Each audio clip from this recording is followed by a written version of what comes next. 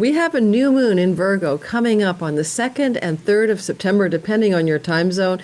And this is not any old Virgo new moon. It's very different because it is a new moon that gives rise to a full moon in March of 2025 that is a lunar eclipse. Indeed, this moon is pegged to an eclipse cycle that will run through till spring of 2026 in your life and in the collective impact on our world. So think of this as a seed of something new, but it will fulfill itself through dramatic, destined, nodal fates and destined change. The nodes of fate will be involved in the eclipses coming forward through the Virgo and Pisces axis. And so this is a teaser moon. It's the beginning of something, right? It's sharing a seed of what is to come. And we're also going to talk about how this moon is on a very evocative Sabian symbol called a bride with her veil snatched away. Okay, and there's some meanings about revelation and discovery within that Sabian symbol. This is also a lunation attached to the star Zosma, which is an interesting star that we're going to delineate at 11 degrees of Virgo. It has a lot of intensity and a lot of deep meaning, and it may impact how this full new moon giving rise to the full moon next spring plays out over the U.S.A. election cycle. This is a lunation pretty close to Venus in the chart of Kamala Harris. We're also going to mention one more thing. I want to talk about how even looking at this way that Vesta, the asteroid Vesta, the Vestal flame, the hearth-tending goddess and the sacred priestess, is hugging this moon. This new moon is right beside the asteroid Vesta. Well, when we get to that eclipse, it happens next March. It's a full moon from the seed of this new moon. We see Vesta has moved on out of Virgo and is in the sign of Scorpio. And that indicates that things about this seed planting for you, for me, and for the world in the sign of Virgo can also fulfill itself in the Scorpio sky next spring. So we'll draw in that story for your chart, your sign, and the world at large as well. Welcome to my channel. And if you're new, my name is Lori Lothian, and I'm using the Western Tropical Zodiac, whole sign houses. Fixed stars and minor asteroids are my favorite tools of astrology. You want to learn how to be your own astrologer and time your best life? Please join me on September, the last weekend, whatever that is, the last Saturday of September for Sky Reader. It's my class where I teach you to be your own astrologer and time your best life. It's live, it's high touch, there's homework, there's a private Facebook group, there's weekly coaching calls. The content is forever yours once you take it. It's all housed in my teaching platform. So once you sign up, that content is always for you to review and use again. Check it out in the description box. You'll see links to the course description, as well as in the description box, the wait list, which gets you early bird discount and get you access as soon as the doors of enrollment open. It's not open for enrollment yet. I'm just getting all that back end set up, and it'll be ready sometime in the middle of September. So let's start out and talk about some of the stories here in our current sky. Number one, I'm going to show you the sky in a minute. I'm going to describe it, and then I'm going to show it to you. Number one, 11 degrees of Virgo in the land of Sabian symbols, channeled by Elsie Wheeler in the 1930s. It is literally a kind of a Zen koan type book, but it's sometimes very literal, these channeled symbols. For instance, my moon sits on the Sabian symbol for the crystal ball gazer. Indeed, I have been a psychic medium. I've done remote viewing, even with Project Stargate Fallout, folks. And and more psychic stuff. So bottom line is, Elsie Wheeler's book is in my description box below. This is Diana E. Roche Screen of Prophecy version. A bride with her veil snatched away is the Virgo 12 Sabian symbol. And you always round up by a degree with Sabian. So 11 degree new moon becomes a 12 degree Sabian symbol. And I just thought about that. What is it when a bride has her veil snatched away? She's covering her face. It's modesty, something's hidden below the surface, like her smile or her bad hair day or whatever, a bad face day. And all of a sudden the veil is lifted. So it's obviously about something being revealed. So in this book by Elsie Wheeler, she'll give you keywords such as revelation, a moment of truth, proof, unveiling, exposure, uncovering, disclosure, divulgence, publishing. What can be publishing, as Virgo is about writing in words sometimes? So what could be revealed, disclosed, uncovered, as a result of this new moon in each of our lives in the Virgo part of our sky, but also individually, it can connect us very strongly to our own discovery, but for the world, a collective revelation, a collective uncovering that this Virgo new moon may open up. Now, we all have a one of 12 pie slices in our whole sign natal sky that is all about Virgo. But the United States of America in an election year also has a part of the chart that is the Virgo part of its sky. And that Virgo part of the United States natal chart is the 10th house of leaders and the party in power. The party in power is the Democratic Party. And a new moon with a snatching of a veil revealing in the U.S. natal chart is evocative. Also, Kamala Harris has her Venus in her natal fourth house. She is a Gemini rising. So her fourth house private home Venus suddenly gets catapulted to the top of the United States leader chart. Thus, she's running for leadership and may indeed become the next president of the United States. But this is going to be also a new moon that impacts her Venus. Her Venus is around 17 degrees of Virgo. This moon is at 11 degrees of Virgo. It's in orb of her Venus. So what privacy and home base, quiet, private life matters, Venus in her fourth house, can show up in the very public arena of the leadership energies of the United States. That's a possibility. I won't say any more. She has the asteroid Bacchus conjunct her Venus. And if you want to know more about Bacchus, go Google it. But there has been some conversation about whether or not she's always completely sober-minded. And I'm just talking about news stories, not my personal opinion. So there can be that kind of uncovering or revealing as well if she's in the public eye with her Venus, and we flip it around. I am not pro-Republican or pro-Democrat. I'm Canadian. I'm just trying to look at the astrology. So we also could say a few other things about the Virgo part of the sky. It's about health matters. Virgo rules health and wellness. There's a lot of chatter about monkeypox right now. New moon, new beginning. Could it be a monkeypox problem? I'm not sure. This is a moon squaring Mars, conjunct the asteroid Pan for panic and pandemic. Mars is sitting on the star Betelgeuse at the time of the moon, which is a wealth star in the sign of Gemini.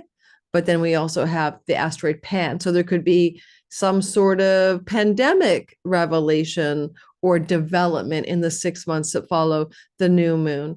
The Mars is also on Pan, panic and pandemic and pandemonium, sitting in the United States natal chart in its 7th house of overt open enemies, which would include countries and individuals the United States considers to be an enemy of the state. And so this is also interesting to see the word panic or pandemonium or pandemic connected to enemies. The United States was born in its sibly chart with Mars and Gemini in its 7th house, which is why the United States had a civil war, because the country, brothers against brothers, fought against each other. But also you have that idea that the United States is born to have a militaristic approach to its others, its enemies that are open to it, right? You can say a military imperialistic approach, if you like. And so this is being activated in the wake of a Mars return for the United States of America. A Mars return chart is indicative of the way the 2 years will fall out for for this case, the country of the United States.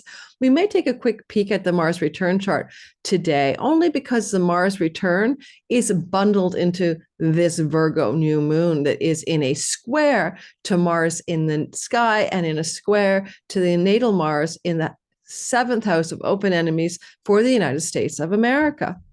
All right, so let's get diving into it. I'm going to show you the sky, give you a picture of it. Just before we do that, I want to remind you that we're having an eclipse in September. And if you haven't watched my All Signs Dump already, it came out on a Sunday, whatever that would have been behind me, the 25th or something. If you want to check out your sign for the month of September, go get that video series that already came out. There's about 30 minutes per sign, because we're having the first eclipse happen in the sign of Pisces, although it is still a hybrid eclipse, meaning that we have the node of fate in Aries while the eclipse is happening around 25 degrees of Pisces. But it is the first teaser eclipse for, again, the eclipses that will run through our cycle of our lives, going through this Virgo Pisces axis throughout 2025 and into 2026. So we're coming into a leave behind the Aries Libra story, which was, of course, a lot to do with wars, and moving into a new energy. And with Virgo and Pisces, water and water issues, including water catastrophes, as well as things that are connected, like hurricanes and tsunamis, and things that are connected to Virgo, which is indeed health matters. So we shall see where that takes the collective and the world at large over the course of the next couple of years. Let me show you the sky so you can see who I'm talking about and what I'm talking about. And let's talk Zosma as well. I just looked at Prime Minister Justin Trudeau. I'm Canadian, and he's got Zosma on his ascendant, and I'm like, oh, that explains everything. So when I get this chart up for you, we'll just talk about Zosma. All right, hang on a sec. Give me a minute. I'm sharing the screen.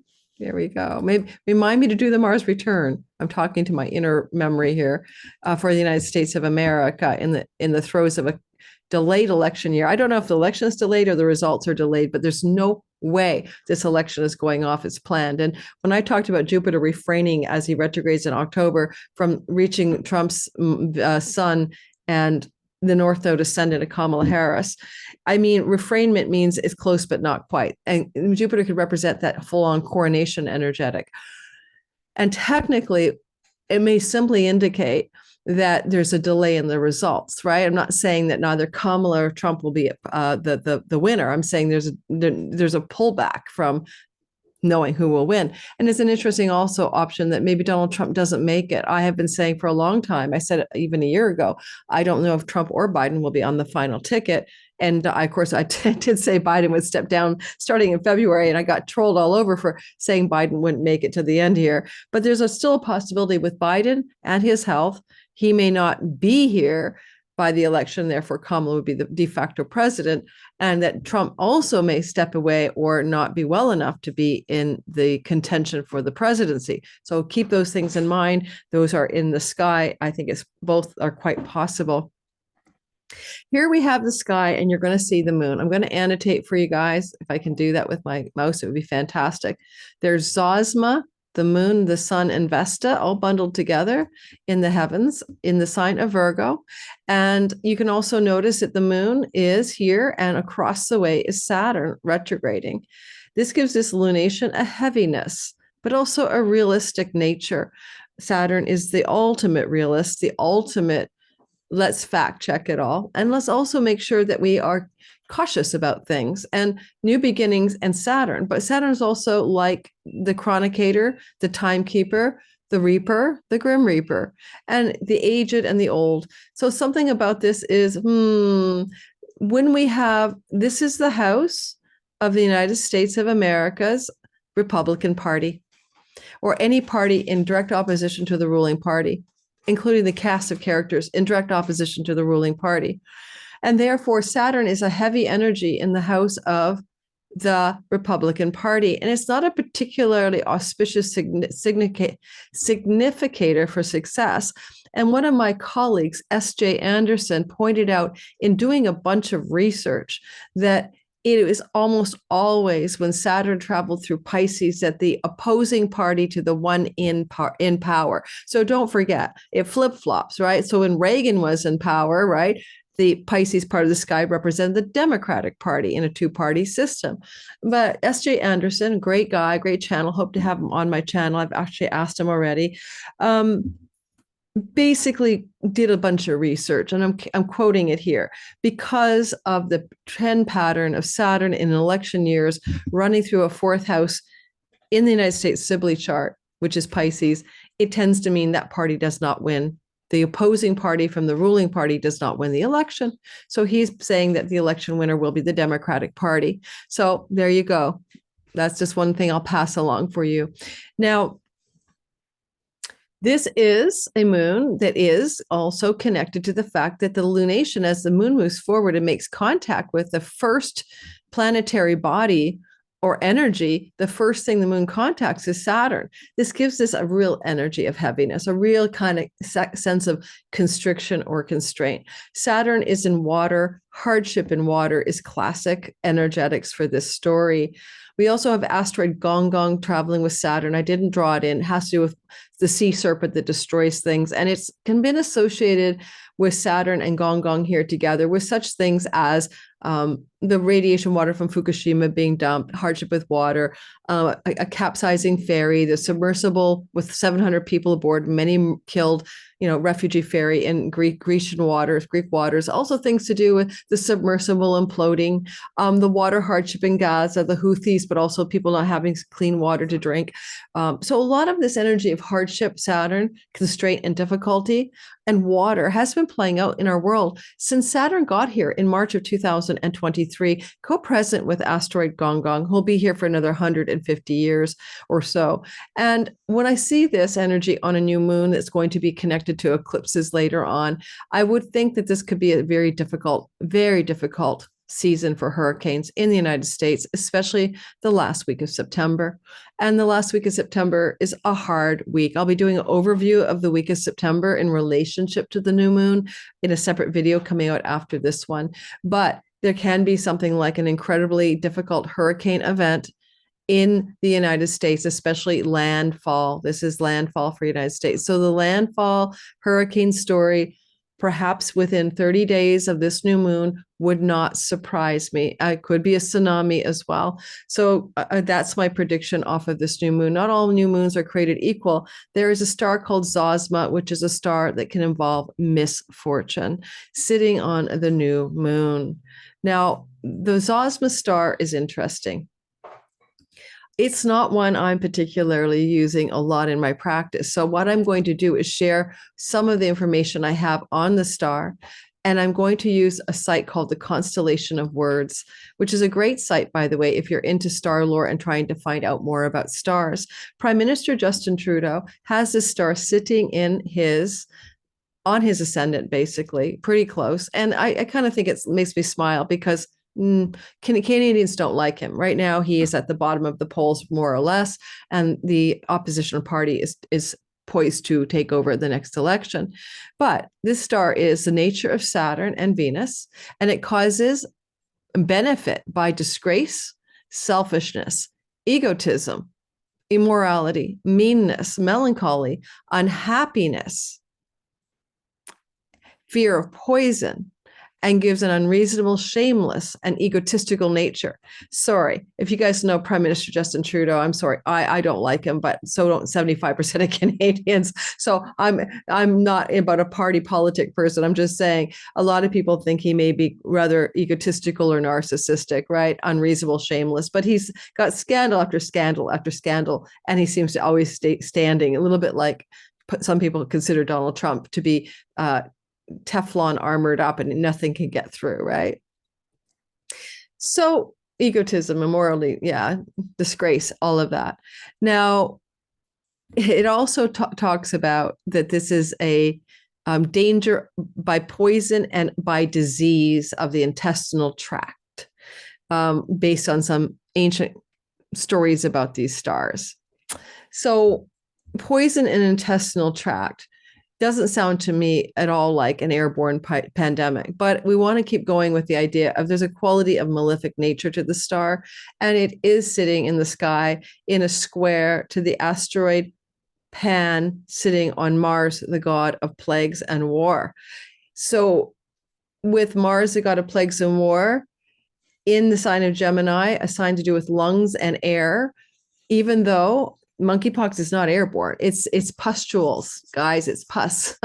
You're not going to get it unless you're in contact with, or someone has pusses in their mouth and you're kissing them, or they spit at you or something. So it's not a real threat. Monkeypox is not a real threat unless somebody engineers an airborne version of it. And so what Zosma may or may not be doing in the Virgo part of the sky during this eclipse, this precursor lunation to an eclipse, is just to be wondered at. Now, it's also, let me bring you guys back. Let me also bring you back. Give me a minute. And then we will do your sign. And if you don't like the general stuff about the world, you can jump to your sign by clicking the title of the video. That's called chapters. Or, and you don't want to click the title of the video, go to my comments and I always have my assistant pin the timestamps. She timestamps them. That's my sister Nancy. And you can get that content there by jumping ahead, but don't see what I'm going to say. It might be interesting or may not be. Like, subscribe, you guys, hit the notification bell. That's just a small thing you can do, the liking and subscribing, if you don't mind. So here we have it, September the 2nd, 2024. I've got it kind of queued to about 7:45 in the evening Pacific time. A lot of places in the world, this is going to be in the wee hours or the early morning of September the 3rd. I don't even have it queued for the exactitude, but that's not the most important thing. I want to note another variable in the story. All right, so let me show that to you in the annotation. This is an asteroid at 11 degrees right here, right? And we're going to talk about this asteroid. This is a Persephone, the goddess of the underworld. And this is an indication of something that could drag us down into the underworld. What is Persephone? She's a maiden. What is Virgo? Virgo is the priestess, maiden, virgin energy, squaring the maiden who wandered through the Elysian fields or something, wandered through some hills with flowers, got abducted / sexually violated by Pluto and had to be rescued by her mother from the grips of the underworld. So, and technically Ceres, her mother, is up here also squaring the moon, but not as intensely as this particular asteroid, Persephone.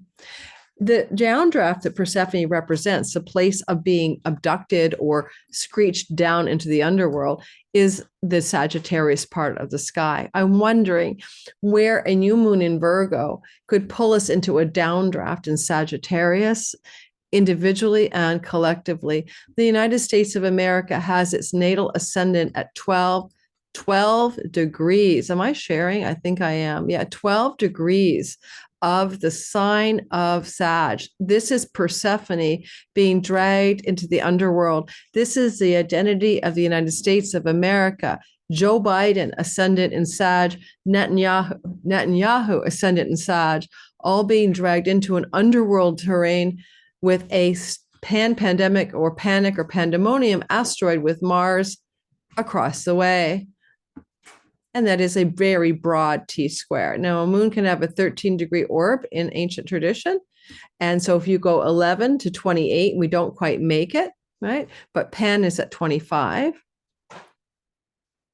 And we do make the cut with Pan. So there's just something going on here. What is this about energetically? What kind of underworld journey will the United States maybe being drawn down into, not only in September, because every new moon can unfold until the next new moon, in essence, a month within the month after, but also every new moon unfolds over 6 months as well. And in 6 months' time, we have an eclipse on March the 13th at 24 degrees of Virgo, a lunar eclipse at 25 degrees of Virgo right over here as well. So there's something hard, some hardship coming into the story for Netanyahu or Joe Biden, and for Joe Biden, it would be a health issue because it's Virgo, right? And he's had eclipses to his moon, October 28th, transiting Pluto square his moon, his solar arc Pluto opposite his moon. He had the Uranus conjunction with Mars to fix our algal opposite his sun. It's a miracle the guy's still standing. It's a miracle the guy's still walking around or breathing. Okay, I still suggest he may not be in full incorporated form. He may not be in his body by the time we reach this election. I would still not be surprised if that happens, or somewhere in the aftermath of the election. Because if the results are delayed, then and we have to wait. I don't know what happens if the sitting president is not alive. I don't know what the legalities of all that is. If the vice president takes over while the election results are being formulated, what a hot mess, right? But I would say if there's going to be a difficult thing going on in the United States in the wake of this moon, whether it is 6 months after or only 30 days after, it is going to be, I'm going to give it pretty well an 80% barometer rating here for me, an attack on U.S. soil by a hostile entity, likely labeled terrorism. And that's something I've been seeing for a long time. And I dreamt about it off the eastern seaboard of the United States, like Chesapeake Bay-ish, coming in from that direction. That was a dream I had a few months ago. So let's just hope not, but I'm letting you know what I'm seeing. Of course, cyber attacks are possible too, but I'm also seeing the possibility of real like missile attacks as well, so, or something like that. So what I would also say here, last thing I'm going to say about the world before we do your sign, I'm going to show you the eclipse next year. I'm going to jump ahead because this new moon is the seed for a full moon eclipse. Pay attention to Vesta. Deeper within the story of this sky, Vesta says, what is it you are devoted to? What is we're tending a sacred flame in your Virgo part of your sky that's not from obligation or duty, but sacred devotion. And it's like a priestess tending a flame to keep the room in peace. So where do you need to tend a flame that's above and beyond your own personal needs? And this moon is asking you to start something new in this sacred flame tending manner in the Virgo part of your own whole sign house sky. If it's for the United States in the 10th house of the leading party or the party in power over the next 6 months, how does a sacred power, how does a world leader need to tend a sacred flame for the United States and actually hold up a torch, like it's a Statue of Liberty, remember that thing? A torch of some kind for some noble, higher, sacred duty and calling. So there's almost a sense that the United States may move in the 6 months following this election into a very different kind of leadership in which there's a more of a call to duty, and hopefully it's not conscription, but a call to the collective to rise up to some sacred devotional duty regarding nation and nationhood. Mars is patriotic energy, right? And Mars is going to move into Cancer. And Mars in Cancer is classic MAGA movement. Like, we love the homeland, champion for like made in America. But anytime you see Mars in Cancer, where he's going to be for almost 6 months, right? Holy man, September the 4th to, he's in Cancer till April the 18th, minus 2-month hiatus. Okay. So you're going to see a return of a kind of patriotic spirit or nationalistic spirit within the United States of America. But it's also Mars in the 8th house of death and mass death in the United States of America. And there's a lot to say about what can make people rally around the flag, so to speak. People rallied around the flag around the world during 9/11, right? And I've been getting a ton of 9/11 synchronicities lately. So I feel we're going to have another 9/11 event that impacts the United States, maybe more than one geographical location. And that could look coordinated effort, terrorist effort. And that can look like the United States rallying around the common goal of we are United States. One, not we are Republican versus Democrat, or red versus blue, or rural versus urban, or woke versus unwoke, something like that. I'm a Canadian, so I'm on the sidelines, but, I live pretty close to the United States, as you can imagine. Let's just take a quick look at the eclipse, because the eclipse next year is your pin the tail on the donkey. Remember when we were kids in the 60s, we had a thing called connect the dots, right? I want you to connect the dots to what's happening here on the new moon in Virgo, because it is pegged to the full moon that's showing up in your sky in March of next year. I'm going to give you just a sneak peek of the sky ahead of time. What does that eclipse look like? Here we go. And we have the eclipse. So there you have it.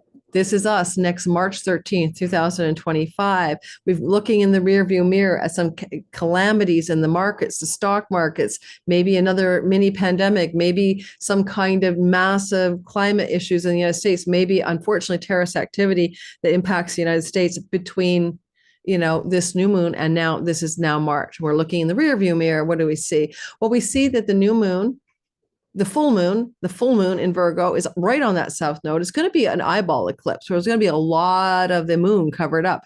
And I'll be doing a whole video on where this eclipse is most visible in the world. I won't be doing that now. And you'll notice that this full moon eclipse is flowing to Mars. Mars is no longer an obstacle. Mars is in a whole patriotic whole sign sextile. But you'll also note that there is a square to Jupiter, and that is the asteroid Pan, pandemic, whatever. So has there been a pandemic? And also, what about the Vestal flame of sacred devotion? There she is now trundled along into the sign of Scorpio. We started a fire, an ember of some sacred calling or duty or devotion here. And then ultimately, we want to fulfill it here. So the moon tells us a clue. We're going to individually and collectively fulfill something in the Scorpio part of our own heavens, in our own sky. That's the 12th house of the United States of America. So we won't cover that right now. Okay. We'll save that for later for the global story, but let's look at our own individual stories of how this new moon in Virgo allows for revelation. The bride's veil is removed, discovery and uncovering of something that we couldn't see in our own lives, how the Vestal flame allows us to spark a little Bic lighter of some sacred devotion that although we're seeding it in Virgo, we will fulfill it in Scorpio next year in March, add 6 months, a longer story. And I'll also draw into the narrative the reminder for each of us that this new moon is attended by, okay, a broad square to Mars and a square to Persephone in our Sagittarius sky, where individually and collectively we may be pulled into a downdraft where we feel like we got like out of our control, right? Pluto abducted into the underworld somehow in some difficult circumstance. But it's not all bad, right? It's not all bad because this is a very pure sign. It is the Virgoian Virgin, and she does have a sheaf of wheat in her hand. It's funny because she is square. This new moon is square Ceres, the goddess of agriculture in Capricorn. Is she square? Maybe not. I can't remember. We'll go, and maybe when I do the all signs, I'll take a look at that. I don't think she is. I think that's not true. Let's see. Let's get back to our lunation.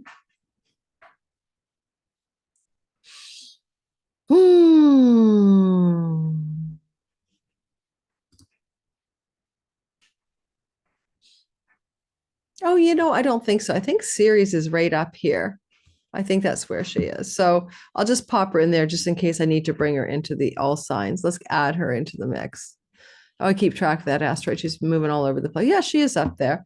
All right. So she is up there. So she's flowing. She's flowing. So I don't think there's going to be crop failures or crop hardships or anything like that off of this moon at all. That's probably not the story at hand.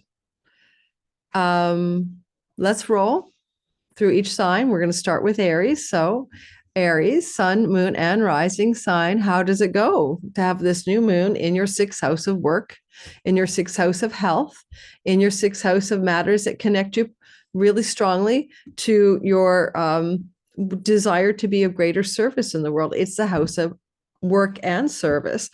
Often pets are here. New moons can indicate a new pet in the 6 months that follow the new moon. And with the sacred flame of devotion, a deep devotion to that pet as well. Quite possibly with this story, you also have new beginnings and new opportunities when it comes to home and rental property. The moon rules the 4th house of home from the house of rentals, and you may encounter a new beginning in rental property home, whether you're leasing a property or you're going to be the tenant thereof.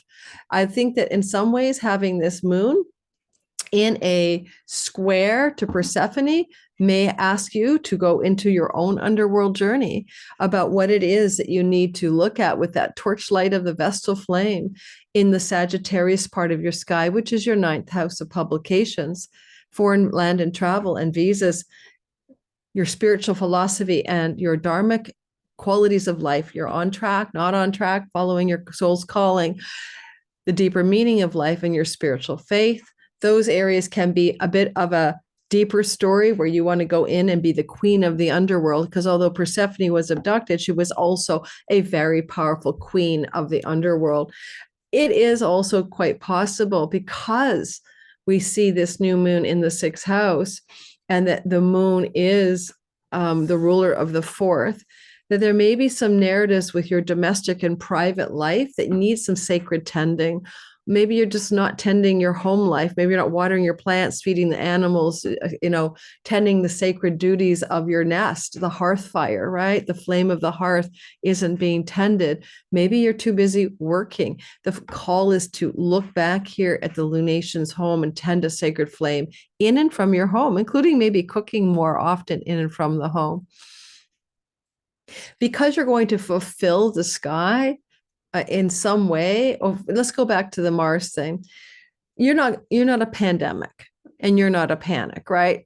But you might have a lot of energy you're putting into that third house. Mars is in a broad square to the moon. And I'm wondering if that's something to do with tending a sacred devotional flame towards your health.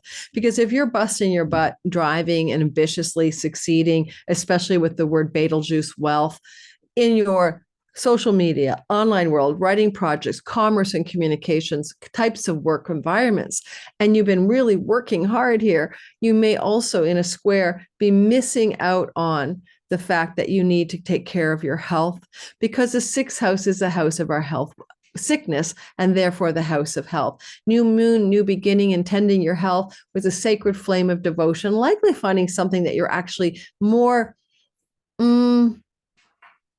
likely to keep the flame alive, right? No, don't, you're not likely, if you don't like kickboxing and you start kickboxing, it's not going to work. You're going to want to keep that flame alive because you actually might be into what you're doing to keep your body healthy, whether it's new food styles or new exercise styles. Something like that may be showing up for you in the wake of this new moon, new beginning. And when we move into the next year in March, when we have a new moon eclipse down here, it wants to fulfill itself in this eighth house. You know, the eighth house is your chunky money. It's all that money that you can have. Money makes money, your resources, your investments in the markets, your tax structures, how you share money with others in general, and even including sign-on bonuses, commissions, royalty money, etc. So whatever you're doing in this workhouse eventually seems to create over here next spring and a fulfillment energy around more tending a flame of money that isn't just generally the paycheck or the daily earnings, salary earning storyline. So there's something good that wants to happen when you tend the flame of your health, tend the flame of your work and health routines, when you tend the sacred flame of maybe a pet. It sounds crazy, but sometimes a pet can be very healthy for us. And it allows you in the spring to really fulfill a greater ember in the house of this kind of financial story. This is also the house of occult magic and mysteries, including astrology, tarot, numerology, and maybe there's a new flame that fires up here from your work environment to your tending your sacred paranormal occult mysteries, etc.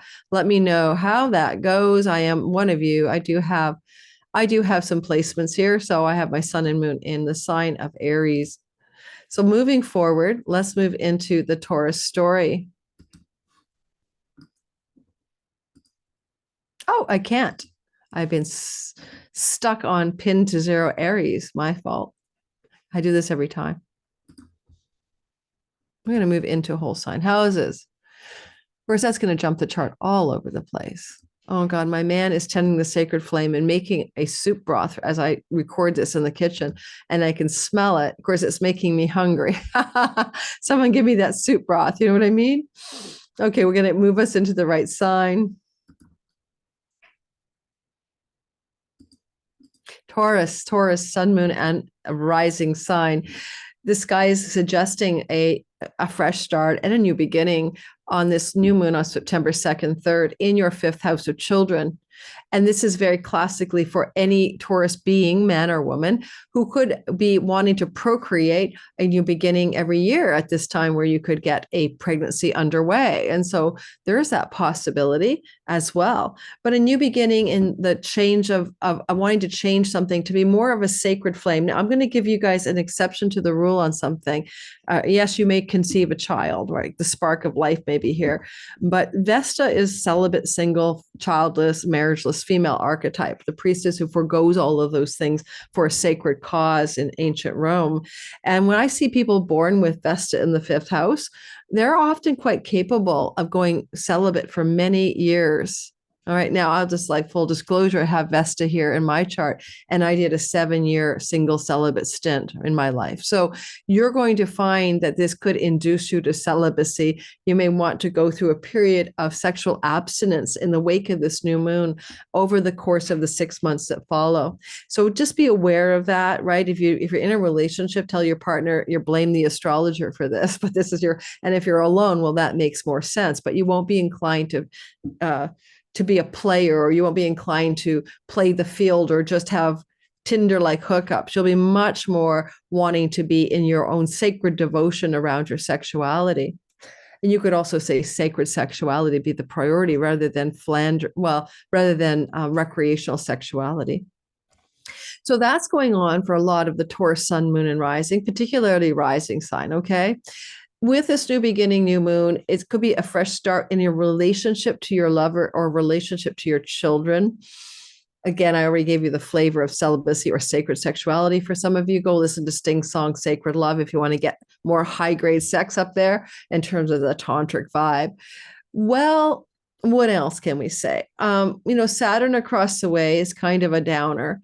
And so there may be a compression or a kind of a constriction around social engagements with friends for some reason. And because your creative muse is here, your entrepreneurial inspiration, your business, creative entrepreneurial business stories, especially creativity, this could inspire a lot of Tauruses to a lot more creativity, but you're going to come away from that as almost like it feels burdensome or heavy to be in large social groups and to be worried about your social life and to attend to your social networks. You're more inclined to want to be down here in the artist studio, really, or in the creative cauldron of an entrepreneurial endeavor, or spending more time with your children as opposed to your social life, depending on the age of your children. There is money luck here, especially from speculation. And this is not the most obvious win a lottery, okay? It just isn't. But there is a new moon on the yearly here for new beginnings. And could you win some money out of this? Maybe. You have Algol, Wealth Star, Uranus in your sign, and there's a broad trine to this. So know your limit, play within it, but that can be not a bad one for on the new moon itself, the second, third, or in the early days after, just buying a lottery ticket and seeing what happens. You never know. There is this idea of you may be being drawn into the underworld with Persephone here. How can this pull you down into an underworld journey, a deeper journey below the surface? The underworld is a place of discovery as well. Remember, we have the veils removed here. What can you discover about your psyche, your soul, your deep psychology? How can you reinvent yourself? That's the 8th house. How can you discover something also at a deeper level about intimacy at a more deeper level with romantic partners? 8th house is also what can you discover about things that were hidden from your view regarding the money you might share with your significant other here. Or you could be pulled down into the underworld regarding matters to do with risky speculation that you've undergone and the stock market or banks, loans, and mortgages. Unfortunately, for some Tauruses who have been taking big risks speculatively, gambling with their money, so to speak, there may be a deeper pull to the underworld in the 6 months that follow this new moon as a consequence of speculation and risk is causing something difficult for you. So, you put all your money on, one altcoin and it sinks, or you've decided to take out some kind of leveraged money that was way too much, the bank loan, and you have a default. So something for some Tauruses may be like that. Algol is a start of wealth, but also of something being decapitated or off with your head. And this does activate this story here. What else can I mention? What about next year? Well, next year, you're going to open into the idea. Oh, wait, if you have been spending too much money, pandemonium, Mars on the money star in your second house of savings, earnings, and resources, the new moon may reveal that to you. And you might put a full throttle pullback on the pandemonium-like spending that might have been going through your story recently. One option for that in that regard. Next year, in March, we have the Vesta flame on the lunar, during the time of the full lunar eclipse next year in March. You'll begin to see the Vestal flame of devotion wants to express in your 7th house. This is where Vesta ends up. She ends up here. What is your 7th house? Your 7th house is your marriage partnership. You might want to reinvest your energies of devotion. Remember, you've been celibate for 7 months or 6 months. You might want to reconnect with partnership And if it's about entrepreneurial business, reconnect with your audience and marketplace. Sacred devotion to the audience and marketplace, your sacred partners in business and love. That's the spark that gets relit off of next year's iteration as a full moon in the fifth house activates a Vestal flame continuing story now in that seventh house for you. Okay, just taking a quick little chocolate break. I'm not even at my Gemini, but I'll be right back. So guys, that was delicious. I had chocolate. Chocolate. Oh my God, it was so good. And almonds. Let's move on. That's the new chocolate brand that I like and new. All right, so new. Let's roll into Taurus. No, I just did, you guys. Didn't I? Oh, yes. Let's move into Gemini. Gemini, sun, moon, and rising. Whoa. A Virgo, new moon happening here, conjunct the Vestal flame, new beginnings for you. You want to light a sacred Bic lighter up about your home, your nest, where you live, how you live and where you live. Are you tending your hearth fires? Are you cooking up a storm? You know, a lot of famous chefs have a strong Vestal flame. And so in their MC or IC axis or something, you know, very powerful, like on their sun. So where are you tending a sacred home fire, flame in the home? The new moon wants you to investigate the answer to that, how you can fire up a flame of devotion in the home. We might open up a door here towards this idea that your hearth fires can be more than just your fireplace in your kitchen, but where you find the sense of your inner priestess in your home, right? Your sacred inner, you know, devotional priestess. Are you devoted to your morning meditation? Are you devoted to your morning yoga mat? Where is the home become a sanctuary, a temple, and a place of greater devotion? So the new moon is asking you to investigate those things over the course of the month and 6 months that follow the new moon, new beginning. But at the same time, it's opposite Saturn. I mean, you're feeling burdened, heavy, and constrained around work. Well, you might be an expert authority and a master right now, sage-like. You are also at odds with your home life. So there's tension here. Boy, I have a progressed sun in progressed planets are not as important as natal, but it matters. My progressed sun progresses a degree a year. So when you're 60, it's gone 60 degrees away from where it was when you were born. So here I am 62 and my sun is now in Gemini. I am, feeling like I don't have enough sacred duty devotion in my home to what I need to attend to in my home. And I'm focused highly, highly, highly on my career. So there's this push-pull in this new moon where the career is successful and masterful, but can feel heavy and responsible and burdensome at times. And you have this push-pull to work out the difference between the two over the course of the next 6 months. At the same time, you might notice that there's a drag down to the underworld here.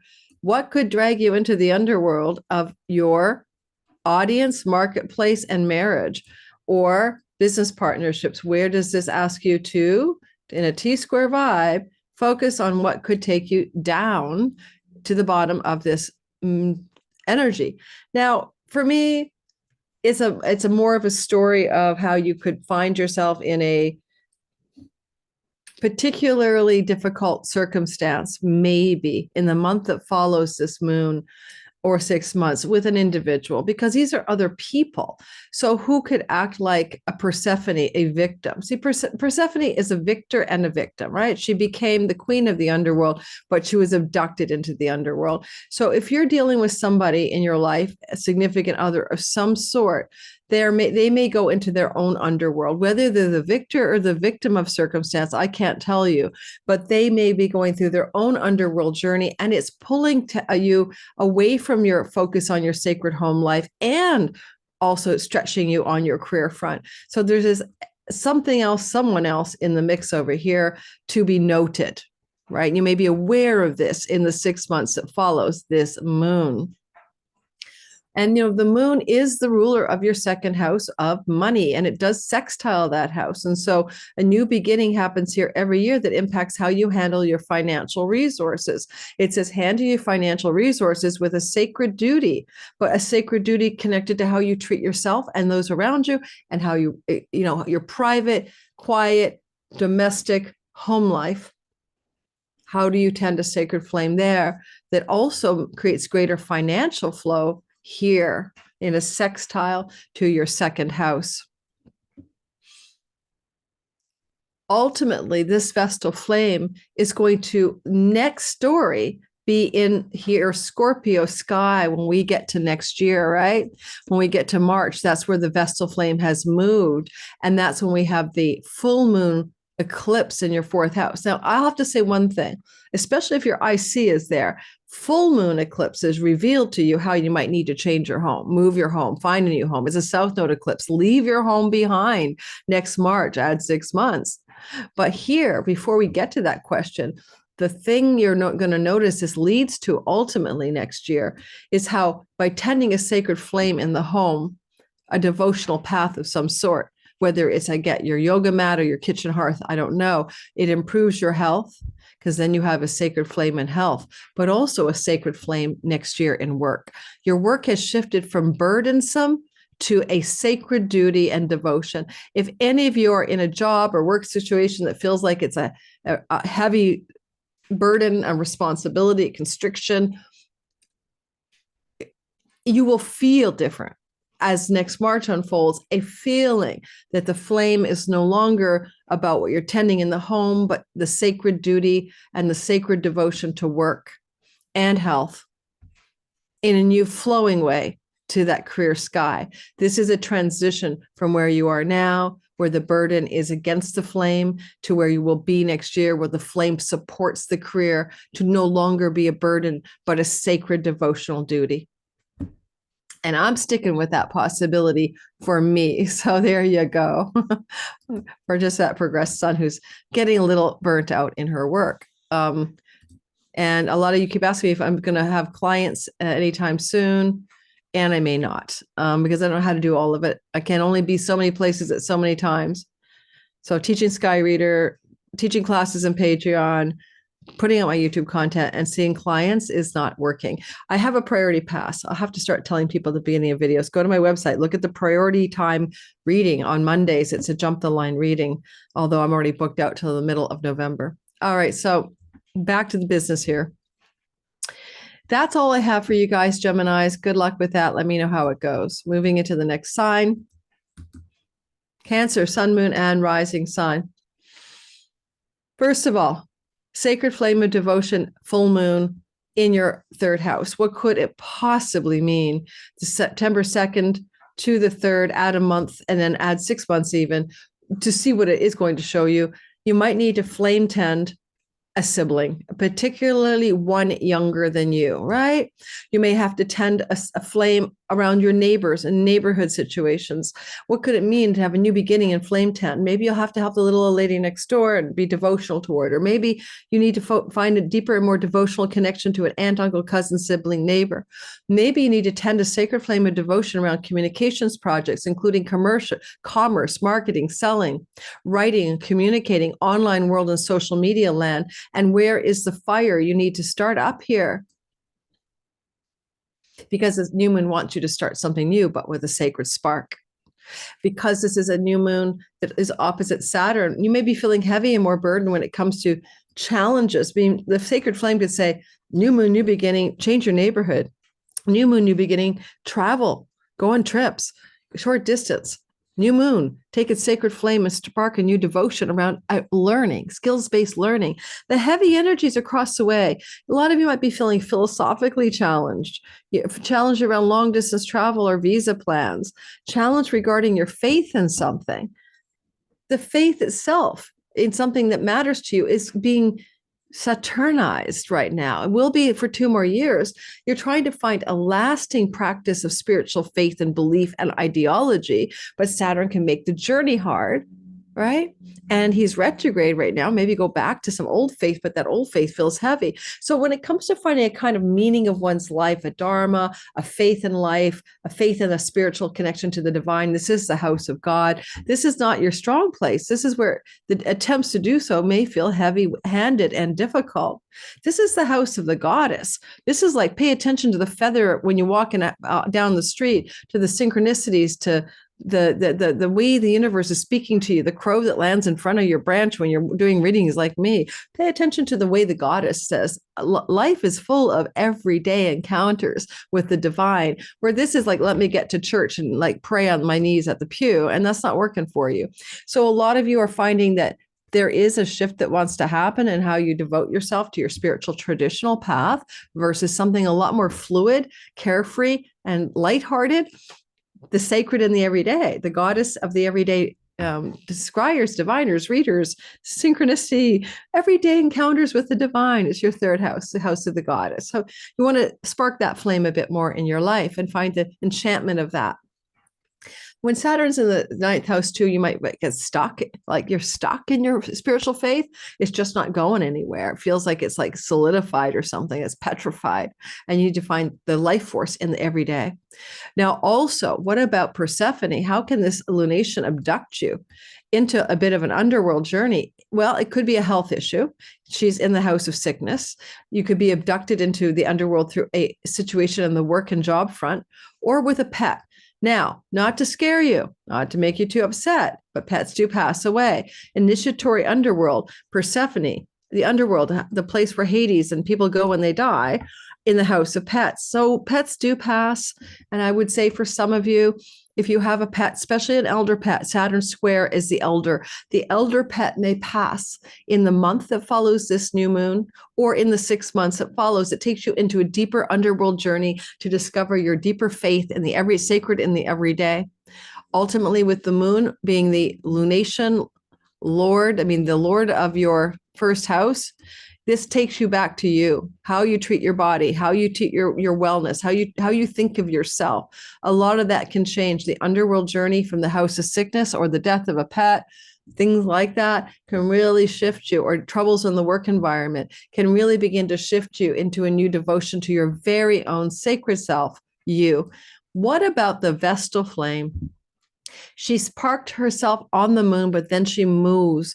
By the time we have a full moon in Virgo, which is an eclipse next March, the Vestal flame is saying, devote yourself to the spark of creativity, to the vitality and enthusiasm of your inner artist, to devote yourself to your children, find the spark of devotion to entrepreneurial businesses, find the spark of devotion to fun, joy, play, and pleasure. Your fifth house wants to come to life. It's a fun house. It's a playhouse. It's your competitive spirit house. It's your filled with spirit, inspired, inspirited, enthusiastic, joyful little kid finding, the wonder and awe of life again. You want to regrow that part of you. And your Vestal flame next year with a full moon in the third house connects these dots together. And maybe writing projects, creative projects, online projects, travel and joy and leisure travel may all be ways you begin to redefine yourself from a new moon in your third house and the next full moon eclipse in this part of your sky.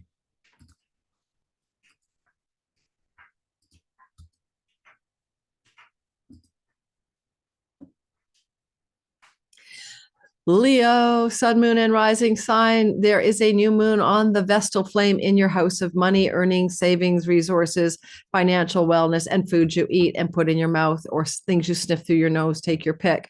Look, ultimately, when you have a sacred flame here, and we know that this is things that you can possibly eat, they're going to be devotional energy here. You want to spark a new dietary style, a new dietary habit. These are possible, very possible. With the moon ruling your house of self-undoing addictions for a lot of Leos, it's time to break an old pattern of food or something that goes through the nose or mouth that's not good for you. And the Vestal flame is also austerity. It's that priestess in a temple. She's like a nun or a monk. She's not, feasting away on giant ice cream bowls every day. So something is changing. It's more of a temperament of the aesthetic, the priestess, the monk, and food and vices or addictions. That's changing for you from this new moon as a Leo. What also may change is how and the way you make money. You see, you've been going through a big transition since 2019, that you've had Uranus traveling through your 10th house, and you've been trying to bust out of straitjackets and how you do career and earnings and be original, freedom loving, and freak flying in the way you make your money. With Algol up here, a wealth star, there's some potential sudden upticks too in the next 6 months. But with all that backdrop, you want to have a devotional flame in the way you earn money. It has to be more meaningful, more of a sacred devotional duty than just a the obligation of being on a treadmill of making money. And that's a story that may emerge for you as well from the new moon in the month that follows, and in the whole, of course, 6 months that follow. And here we have Saturn giving you a heavy-handed energy in the house of money you share with a spouse. Maybe your spouse is having financial challenges, or heavy-handed energy in the part of the sky that represents your investment money, your 401k, your retirement funds. That feels burdensome, that feels heavy. Or the money on a credit card debt or a mortgage, that feels burdensome, heavy. And it's not connected in the way that this wants to work. If you have a fire, a spark, a torch burning in the earnings house, you're going to be earning money. Maybe there's a sense of heaviness because you've been reliant on this money, or thinking that's all you got is your treasure chest of retirement money or investment money or your spouse's money. Sometimes when Saturn transits this house, there's hardship in the shared resources in a marriage, financial difficulty, or there's an inheritance from an elder, a grandparent or great grandparent or somebody else or a very elderly parent can be giving you money by the next 2 years or last year this past.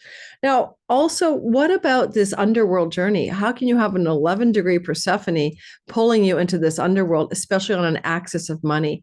Well, if you have adult children needing money from you, that's the journey. Your adult child's in the underworld journey, and it's pulling on your two money houses.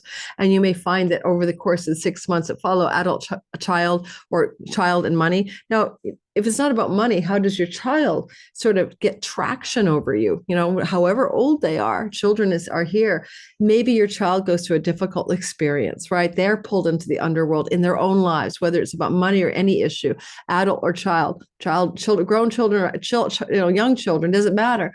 You may be pulled into their underworld story, and it may be dragging you down in terms of your own financial matters. Possibly, too, you get dragged down into the underworld because you've lost your spark of creativity, fun, joy, and there's just heavy energy here. This is the house of death, and someone may die and bequeath money or not. Just an elder dies, and it could drag you away from your joy spark and into the underworld in the 6 months that follow this new moon. However, there's good endings to everything. Let's get to that. Reminding you, the moon is the ruler of that 12th house. So, this is a lovely new moon to spark a light, like a light. And remember, it's on the veil that's being removed from the face of the bride, on things that you really shouldn't be eating, guys. And it doesn't have to be a vice or addiction. You may find out you're insensitive, intolerant to a food group, and it's been pulling you down into a health challenge, right? In this axis here. And you can have a reveal around that in the wake of this new moon. When we move forward, the Vestal flame of devotion goes from the food and earnings house and moves next March. She'll be here in your 4th house. And you want to remember the 4th house is more than just your home and property, but with a full moon next year, there's a connection between completions and fulfillments and endings regarding matters to do with money and home. What would that look like? You may move away from a home, change your home, buy a home, sell a home. There's changes regarding the home because you want to have a new flame burning here. Now, the Vestal flame with an eclipse in the second and a fire in the fireplace could just be that you're able to possess a home that sparks a sense of, you want to cook all day in your wolf range, or your fireplace is amazing. You're under a spell as well of a Mars in the heart of the Sun conjunction, October of 2023, that's in play till October of 2025. That says a lot of Leos will change their home, move their home, get a new home. And so I'm thinking some of you with this eclipse in the second may indeed find that the Vestal flame moving into the 4th house can indicate a change of home. And with a trine to Saturn in the spring, the Vestal flame says it's easy to get a mortgage, it's easy to get a refinance, it's easy to get that shift or even sell a property. So, some of you may be looking at buying or selling real estate, refinancing successfully next spring from the Vestal flame shift into the 4th house.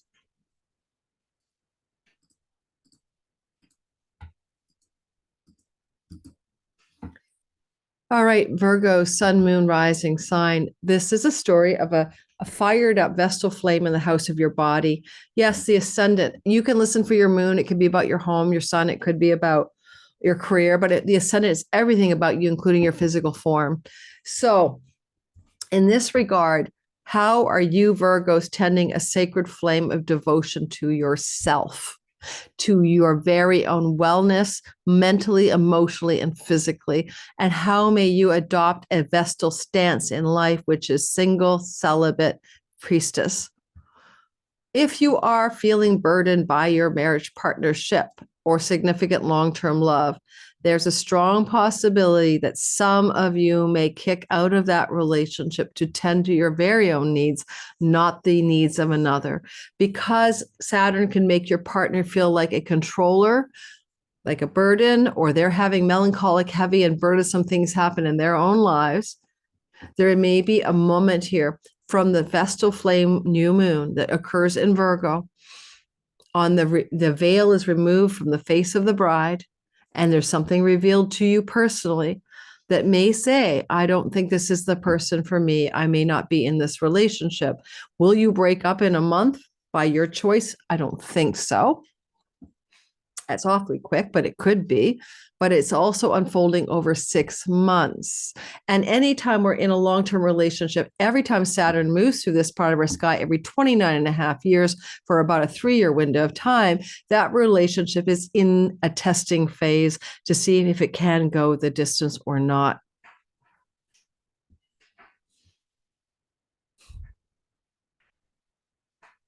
Also,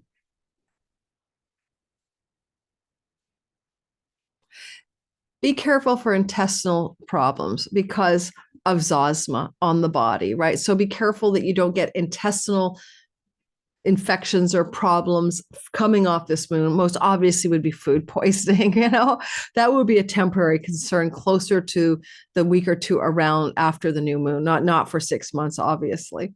But it's funny, just remember that Zosma is here and this is your body. What about being pulled into the underworld? Where is this underworld journey? This is your childhood. So there's a lot of stuff from your childhood, maybe undigested, unprocessed material that you may have already been abducted into the underworld. Circumstances from your childhood may have felt like an abduction. And if it's not your childhood, then it's from your parental storylines and family ancestry. But nonetheless, you have this point of origin thing where there have been, okay, I'll just say, RAPE stories, right? That's what the Persephone myth is about, abduction and RAPE. I don't want the algorithm to punish me. And trigger alert. Did it happen to you before? Did it happen in your childhood stories or your ancestral line? Because you may be having to deal with where that lack of control, that Pluto just takes someone to the underworld, even if it's just life and death experiences that feel difficult, and you have to deal with them over the course of the 1 month and 6 months even that follow a new moon. This is profound. This is really a big one for a lot of you Virgos. You have not digested childhood trauma, basically, and you will be having the possible working through it in the course of the next month from the moon and 6 months as well. Maybe your very own home life feels like you're in the underworld itself. Maybe being home can feel like a place where you feel very victimized when you're at home, especially in relationship to a controlling other, probably significant relationship partner. Now, if none of that makes sense, the moksha house, the 4th house, is spiritual liberation from the family of origin and the social mores of your tribe and culture. And so maybe you're going to be breaking free of those and just finding your own way as a result of this new moon, where the sacred flame is within you and you know what's true and what's real and what matters to yourself. The moon is the ruler of your 11th house. There's a new beginning. 11th house is your career gains, but also the friends and social groups that you engender and hang out with and that are your people. And you may be finding yourself looking for more of a friendship group that sparks this fire in you, right? What is this kind of friend like? What are these people like? And often, like, you want to improve your health with this. This is mind, body, and spirit, mental, emotional, psychological health improvements. So you might join healthy groups that are about cooking, groups that are about endeavoring to better oneself, groups that have a theme around self-improvement and self-love. And that may be something that you're drawn to in the course of the 1 month after and 6 months after the new moon. Because the Vestal flame migrates to your third house, when you get to next spring's March full moon in your sign, full moon eclipse, you're going to have revelations, and you're going to want to attend a devotional flame in the third house of travel, neighbors, neighborhood, social media, online world, and commercial and marketing and selling. But it depends on your chart, obviously, but this could engender as well a move to a new neighborhood. This could mean something about next spring you move. You may also find yourself next spring really more strongly connected to childhood friends, for people that you've known from when you were younger. Your aunts, uncles, cousins, nieces, siblings, and nephews become more important to you next year. And if you have any desire for travel and you felt like you haven't had any sacred travel, like go off in a pilgrimage, a sacred journey, go off to sacred sites, some of you Virgos may find yourself traveling for more sacred reasons, not just recreational, as next year's full moon opens up doors for that for you, and you begin to travel for that kind of reason off of the full moon in Virgo next spring.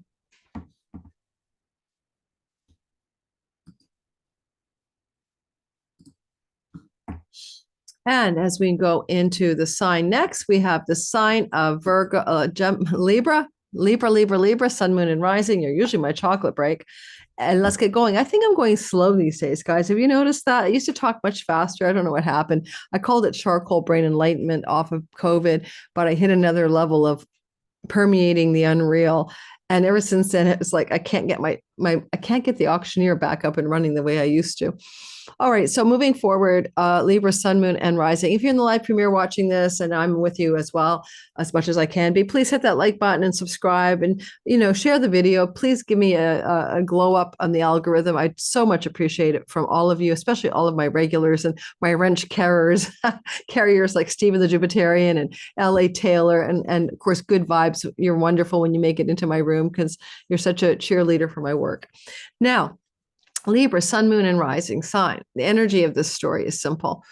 This is a sacred place anyway. Honestly, you would find yourself here in isolation. This is dungeons and prisons, but ashrams and monasteries. So already we have a sacred flame of devotion, like a priestess, like a monk, in a house of isolation, in a house of deep spiritual attainment, full Monty, moksha, and liberation.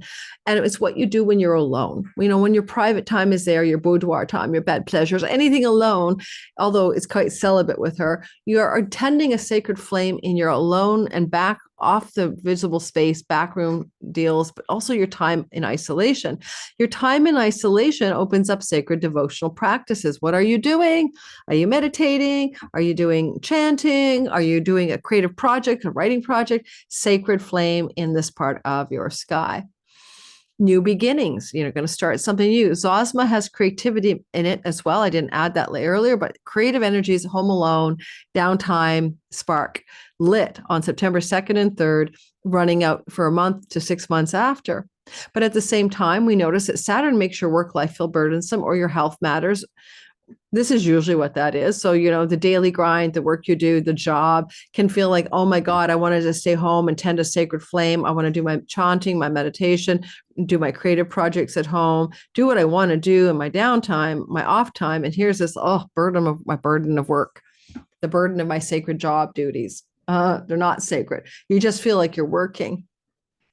If you are not thinking celibacy is your thing, and I see a sacred flame in the 12th house, I think some of you may go into a period of celibacy or sexual abstinence as well. Even if you are in a significant relationship, you are trying to heal a chironic wound in the house of committed love now for quite a while, since 2019. How is it going? Especially with that last eclipse in April here that can eclipse a significant relationship. That started April the 8th and lasts until next April. This could be a moon that's pointing the way towards some alone time. Now, if you're single, this is totally irrelevant. But if you're with somebody, this could look like you want to pull away from the sexual intimacy for a while. And with the energy of the heaviness in your 6th house of work, also it can be about health. And a lot of you Libras may be really tooling for better health as a result of the sacred flame in the 12th. And it would be through solace, solitude, alone, downtime that you can bring your health into greater strength. Because you want to, well, you don't want to, because the Persephone, queen of the underworld, is here, and she was abducted into the underworld by Pluto. What is going on with this story where this new moon may abduct you down into a bit of a journey in the third house? That can involve a journey that's not yours, a siblings in the underworld, an aunt, uncle, cousin, niece, or nephews going through a hard time and pulling your attention. Or you are in an underworld journey through the house of your online, social media, creative and writing projects, or selling and marketing, if that's something you do. And especially marketing, selling, and work feels burdensome and hard, and it feels like you got sucked down into the darkness of the underworld, but also you get to be the queen of heaven. So this journey may be hard, but it may also be redemptive and may give you power.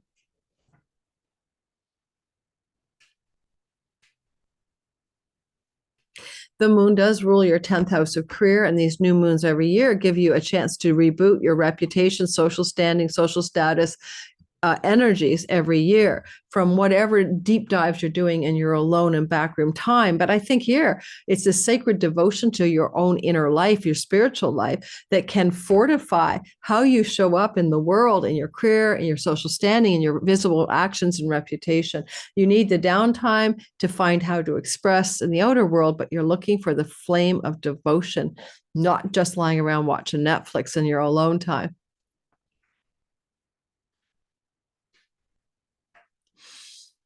Also, I'm wondering, Mercury is in the Lord of the lunation, but in the house of earnings. So in some ways, it's how you spend time alone that can fortify also more successful earnings in the month and 6 months ahead. Because something's dragging you down, guys. A lot of you are finding your job, work environment, or health routines heavy, difficult, and burdensome, and something needs to change here. Next year, we'll have a full moon eclipse in early March. It happens to occur with the Vestal flame having moved to the second house. Now, that's exciting because when you put a Vestal flame in the earnings house, you make money because you are lit up with some kind of sacred devotional calling, and it flows to Saturn in the work house, and no longer does your work or food styles, because health and food, or work and earnings feel tiresome or cumbersome. You're turning that story around with the full moon eclipse next year, and with a full moon eclipse as well. There's something that's going to be seen by you, lit up by you in a new kind of way of understanding, not just about earnings and work, but about what your soul wants to do with earnings and work. And some of you, because of that, could indeed end up changing your line of work or your job as of the eclipse of March, as it connects to the eclipse of the new moon in Virgo this September. Oh gosh, guys, sorry about that, like losing my mind. Scorpio, sun, moon, and rising sign. We have a new moon with a Vestal sacred flame of devotion happening in your earnings and resources from your work. This is the second house from the 10th, and Mercury is up there as the lunation planetary lord. So a lot of this energy for you says, you want to be kind of moving forward in your career and work matters and what you want to do up there, communicating, commerce, messaging. You want to go forward, but you also have to start a new kind of spark here. So for making money, you feel like you need to be lit up by how you make it, a little bit more devotion to how you make money. But on a more practical, less commercial note, you have friendships, you have circles of friends. We all do. You have social networks and groups that you belong to. That house of those kinds of friends is your 11th house. And with a flame up here and a new beginning and a new moon, you may be starting something fresh that really excites you. And I mean, the Vestal flame could be a spiritual community because the moon rules your 9th house of God. Some of you may join a spiritual community of some kind, or an international community of some kind, as a result of what this is, international or spiritual community, ahoy, for some of you guys, as a result of the month that follows the September 2nd, 3rd moon, or the 6 months that follow. Or you might be also looking at bringing foreign friends and foreign people into your social networks and groups for some reason. Or a book publishing opportunity, for example, publications, opens up new gains in your career that you're devoted to. Technically, as well, we do want to not forget Saturn is kind of raining on the parade across the way, and the moon will contact Saturn right after the moon. So after the first planet Saturn contacts is the moon contacts coming out of this is Saturn. So how is it that you're going to find that you have a burden, heavy constraint around your fun, play, sex, joy house, or around your children, or around your creative entrepreneurial endeavors? This feels like it's been hard. You've been working hard here. Like if you're an artist or entrepreneur, or your children can feel like a heavy responsibility, or some children you have are going through a lot of hardship, or getting pregnant has been hard. These are possibilities. But Saturn it's not the easiest time to get pregnant, whether you're a guy or a girl, when Saturn's in your fifth house. He leaves in 2026. It can happen. I'm not saying it can't happen. He'll be out of here for a titch, by the way, like in and out near, but just keep that in mind. But where you feel burdened or heavy-handed or heavy-hearted in a house of joy, because some situation that should be fun, your sex life should be pleasurable. I can't count the people I know who are trying to get pregnant and their sex life becomes a chore because they're just trying to have sex to have a baby. So there's certain factors here that take the joy out of those parts of your life that are normally a lot of fun.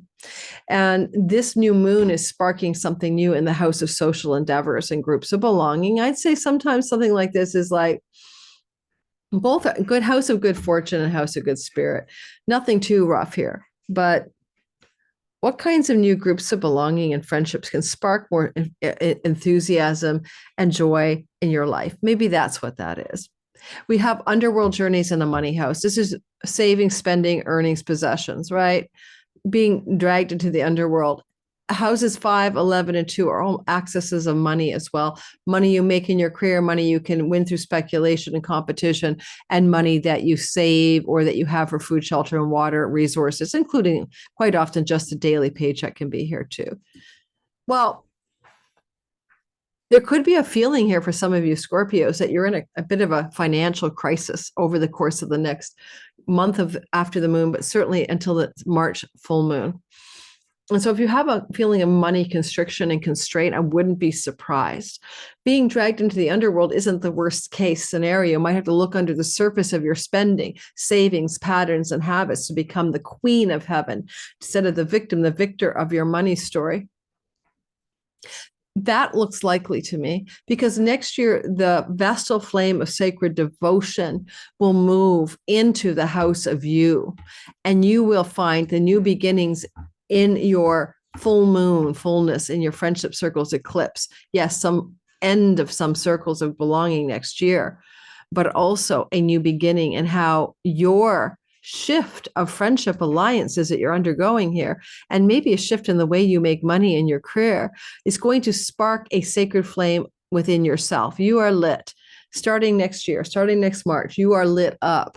You are devoted to your own wellness, your own caretaking, your own internal flame. So you are going to also, you cannot have a flame in the house of you without feeling lit, right?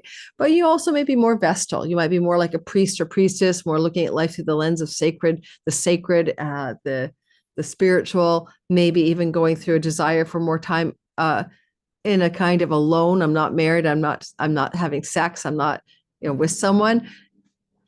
It could be that. I mean, if you're married, sometimes it's okay to take a sabbatical from the marriage or a sabbatical from the sex part of the marriage. So some of you next spring may be kind of taking a little time out.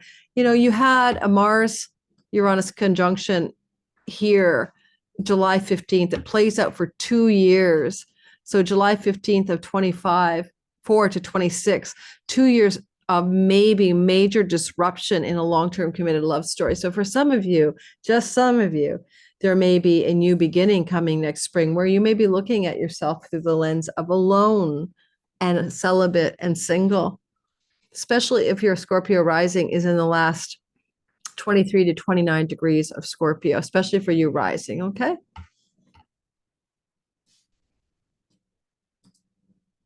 All right.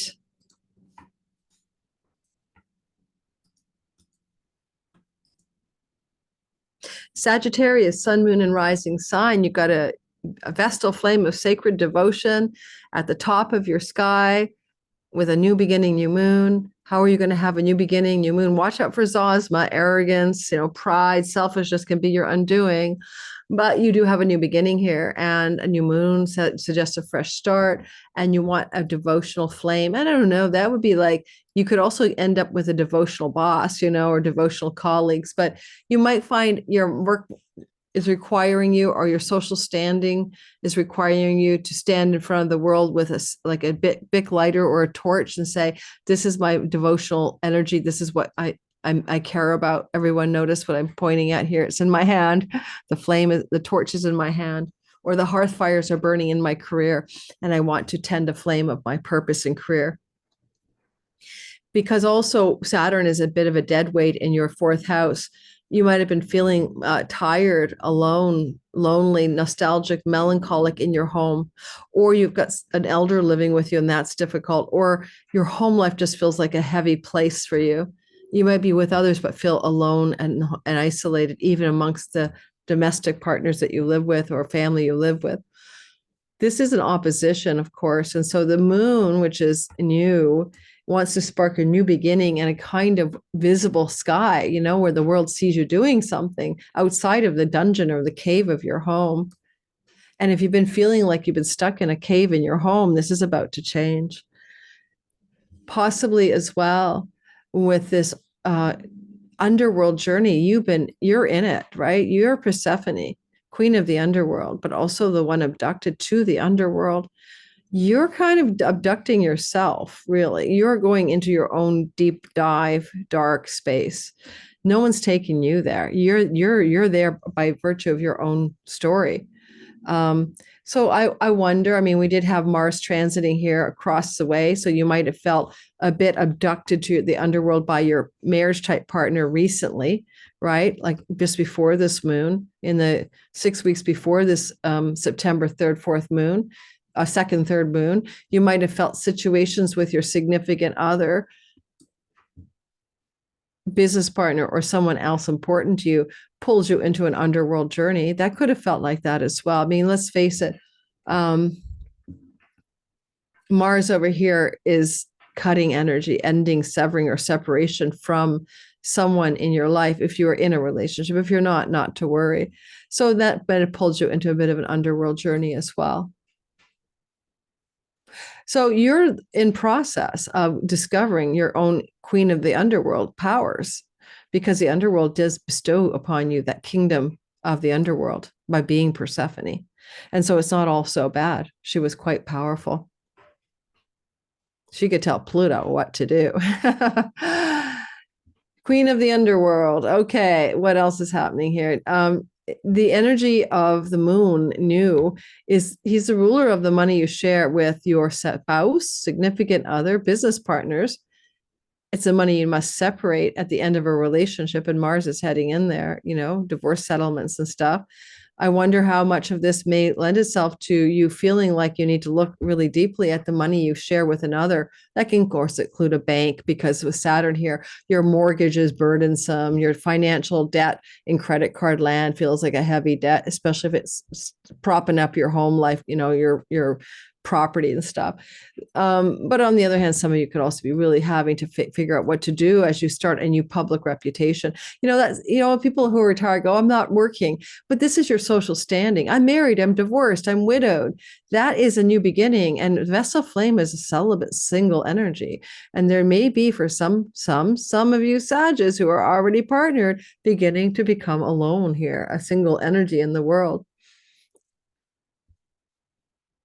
If you want to start a new job under the sacred flame, it's going to have to be in the 6 months ahead, something that frees you from the dungeon of your alone home time and also allows you to feel like you've got a spark of true enthusiasm.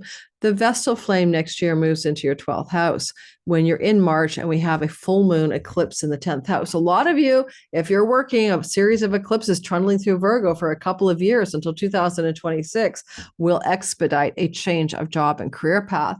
But before that happens, you see next March, you are actually looking at how to tend a sacred flame of isolation, alone, and and also kind of in a spiritual way. You know, the 12th house is a sacred flame for the greatest level of awakening possible. And so by changes in your career, social status, and public reputation, next spring, you may begin to unfold over the 6 months that follow next March, a devotional flame connected to the 12th house, including creative projects you do alone at home, including sacred journeys to far off foreign shores and lands, including all kinds of cool spiritual pilgrimages and ashrams, calling a lot of sages, starting from the eclipse of next March, connected to this new moon in Virgo this time around. All right, what's next? What's next is, oh, that bracelet's clattering. I'm sure it's making the mic sound horrible. Next is going to be Capricorn. And I'm just going to stop. No, I'm not going to stop the show. I'm going to pull through this one. Capricorn, sun, moon, and rising sign. First and foremost, there is a sacred devotional flame sparking in the house of God. Like, hello, this is where you would like to go to see the temple priestess, right? This is your Oracle of Delphi, Temple of Apollo. You know, this is the place of churches and pilgrimages and religious settings and spiritual wisdom and knowledge and higher ivory tower academics. Some Capricorns want to go into a sacred flame of devotion from this new moon in September to a pilgrimage, to a sacred spiritual philosophy, to finding the meaning of life, to finding your dharmic path and being aligned with it, to going back to school, college campuses, and universities, having a sacred flame of devotion over a publication or writing project. So these are stories that and if you're in a third long-term marriage, Capricorn, devoting yourself within the context of a long-term marriage. Now, a new moon, new beginning, new spark of like energy here. People get married in churches. What will you do up there? Will you get married? Or will you be tending a sacred devotional flame to literally, a pilgrimage? You know, this is a ninth house. You go on pilgrimages, okay?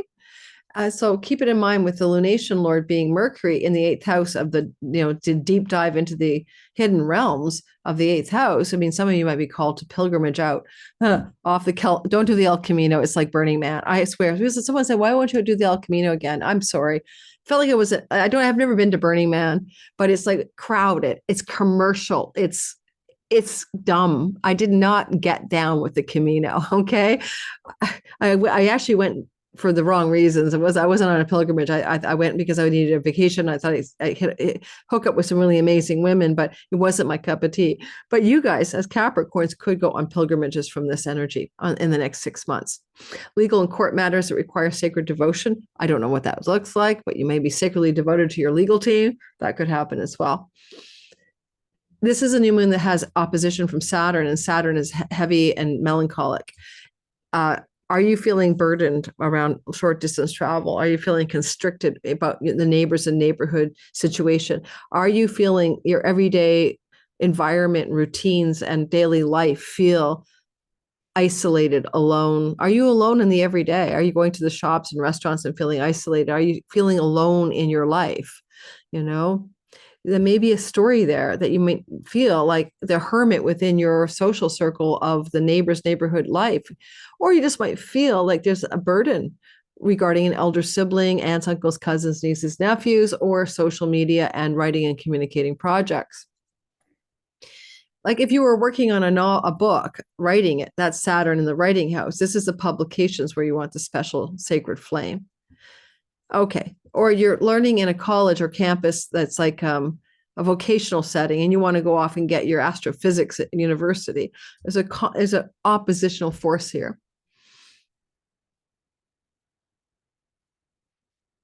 You want to know why are you being abducted into the underworld? Because I do, because that's the 12th house.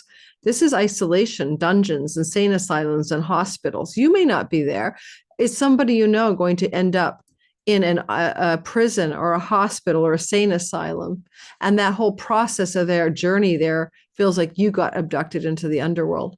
Or there's an abduction into the underworld in your down, alone, isolation, and you're already feeling isolated here in the daily life, you could also be queen of the heaven, because time you do alone in your inner spiritual quest for full liberation from the matrix, the moksha, the 12th house is like, get thee to your own inner ashram.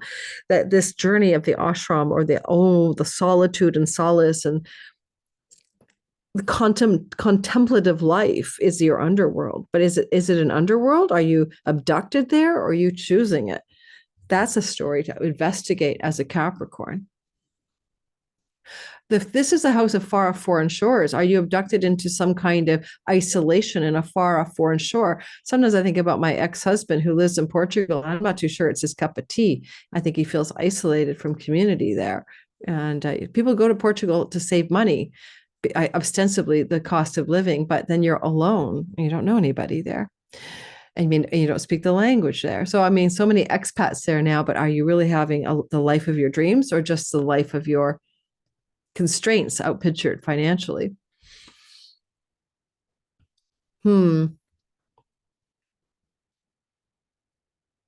Because the moon is the ruler of your 7th house, some of this is about your long-term committed love, stories, social groups, friends, and audience marketplace. So this is not negative. The moon is in a sextile to the house of marriage, right? But there may be a call here in an existing long-term love relationship to spark a sacred flame of shared spiritual philosophy, travel, foreign lands, or even in this combination, a change of home to another country or a change of neighborhood in a long-term existing love relationship that's being sparked from a new moon, September the 2nd. And September the 2nd's new moon gives way to a full moon eclipse next year in March. And the Vestal flame that's embedded in this moon has moved on to social networks, groups of belonging, and gains from your career. Therefore, in some of your charts, you Capricorns will start making money in a new direction that you're devoted to from a career path here. Or you may find yourself in a group of new community connected to a common theme of some devotion, some sacred temple flame, like maybe people who are in a community or in an alignment with your spiritual group, your spiritual philosophy that's gestating here. I mean, I'll make something up. By next March, add 6 months with the eclipse here. You are eclipsing in your 9th house. So there's a full light there, changing something, dramatically revealing something about God, spiritual philosophy, foreign land, foreign travel, third marriages. And then you move, second marriage is your 2nd house. And then you move it into a sacred flame of new community, new social groups, and new ways of earning money, if that's something that you're wanting to do from your career house.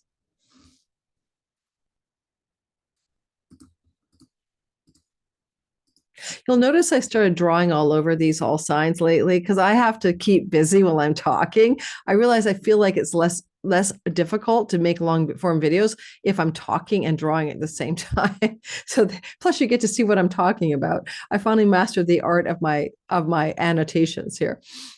Okay, I am one of you. We are Aquarius, sun, moon, and rising sign. What we've got going on is a sacred flame of devotion, new moon, September 2nd, 3rd, in the house of, first of all, spiritual liberation. Yes, it's one of the moksha houses. How do you liberate? You no longer believe your egoic self is who you are. You divest from a sense of limited, finite self. It is the house of death and rebirth. Your identity can be dead and reborn here in a new beginning, new moon, on a Vestal flame of devotion. Yay. And second of all, this new beginning can also be tangibly about financial matters. You may be re-beginning, rebirthing, renewing something to do with your taxes, your money you share with your spouse, business partners, royalty income, commissions, money from investments, that kind of stock market money especially can be here. And I actually think I used to be a medium-term trader, and I'm thinking I might go back in and start investing in the markets once they dump out. And so that could be me renewing my spark of devotion. My dad was a stock investor, for example. He did very well, and I used to love it when I was in my 30s. And early 40s and I stopped and I haven't gone back. And it could be sparking my sacred flame of devotion there again. But that's an example, right? To have a sacred flame in the eighth house is such a profoundly deep place. It could be a new spark and a deep occult, mystery, spiritual, paranormal, alchemical way. You know, it's hard to put a finger on this deeper place of the chart. A new spark of devotion in how you approach sexuality for the tantric realm, sex magic realm can be in the eighth house as well. The heavy-handed Saturn, your work feels the way you make money, the earnings and resources and savings structures feel hard. Now, not always. Saturn incorporated me here. So I got structures for better saving. Saturn's the Lord of Aquarians. So he does well by us in the second house and will be there for 2 more years. But the idea is, how does it feel heavier in the earnings, resources, money that you hustle for? Does it feel hard right now? And if it does feel a little burdensome, and this is chunky money that comes in chunks, and with Jupiter in your house of money luck until next year in June, including winning money, there could be the opportunity for financial gain through winning with a Vestal flame of devotion sparked in your new moon here in your eighth house. 4 weeks after the new moon and up to 6 months after as well. Maybe you can win some money. You could be dragged into the underworld in a friendship, right? This is not you. This is either your elder sibling, one above you, just one above you. I've got nobody above me. You can tell I'm the oldest, right? The bossy boots here. But this is literally not you. So you could be dragged into the underworld, like feeling victimized by your own success financially in your career. I've always called it, a client of mine who's a channel, 300,000 YouTubers, says it's the golden handcuffs. I've called it the gilded cage, whatever you want to call it. You're on a treadmill of success. So you might feel like you've been dragged into the underworld by your own career gain success. You might be dragged into the underworld by an elder sibling and something going on in their lives. You may be dragged into the underworld because of a friend being dragged into their underworld. Someone in your social groups of friendship circles may be going through a very difficult time and they're in the underworld journey and it's pulling on you as well, particularly on a finance angle. So you may be called to help finance an elder sibling, finance a friend in distress. On the other hand, again, your own career gains can feel like you have been pulled into the underworld and need to become the queen of heaven, not the victim of heaven of the underworld, but the queen of the underworld. Queen, as I said, that 222 on my time at 2 o'clock and 22 minutes. So don't be dragged into the underworld of your own career gain success, perhaps.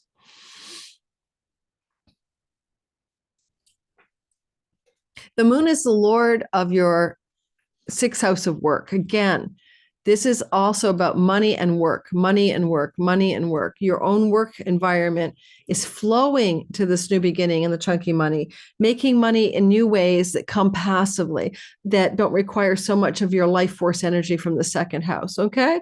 It's one of the things this new spark of devotion can create for you.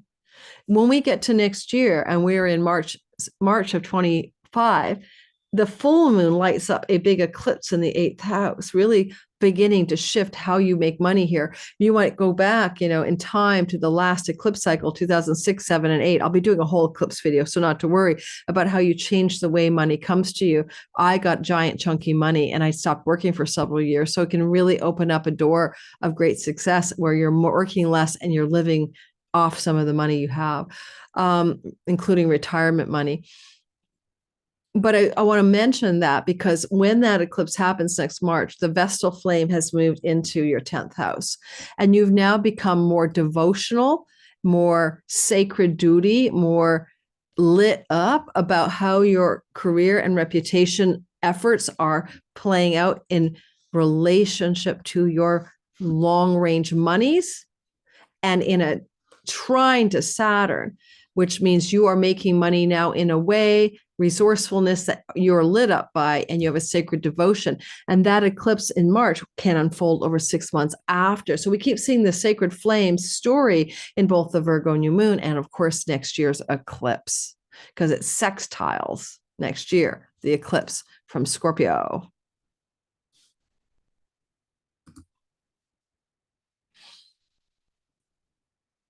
And Pisces, sun, moon, and rising sign. I'm going to make sure I go long for you because I think I get tired and I might shorten you up. So I apologize if I do. So sacred flame, devotional moon, new beginnings, Virgo. Your marriage house, guys.